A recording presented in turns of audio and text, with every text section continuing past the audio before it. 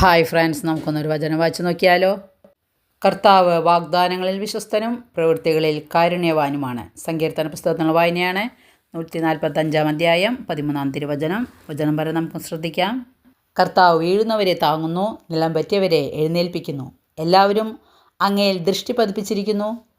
അങ്ങ് അവർക്ക് യഥാസമയം ആഹാരം കൊടുക്കുന്നു. അവിടുന്ന് കൈ തുറന്നു കൊടുക്കുകയാണ്.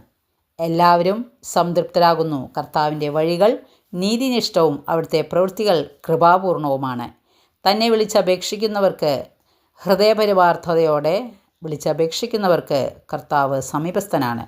തൻ്റെ ഭക്തരുടെ ആഗ്രഹം അവിടുന്ന് സഫലമാക്കുന്നു. അവിടുന്ന് അവരുടെ നിലവിളി കേട്ട് അവരെ രക്ഷിക്കുന്നു. തന്നെ സ്നേഹിക്കുന്നവരെ കർത്താവ് പരിപാലിക്കുകയും ചെയ്യുന്നു. വാഗ്ദാനങ്ങളിൽ വിശ്വസ്തനായ കർത്താവിനെ നമുക്ക് വിളിച്ചപേക്ഷിക്കാം. സർവശക്തനായ ദൈവം നമ്മളെ അനുഗ്രഹിക്കട്ടെ. വചനം ഇഷ്ടപ്പെട്ടെങ്കിൽ ലൈക്ക് ചെയ്യണേ. Okay, thank you, by.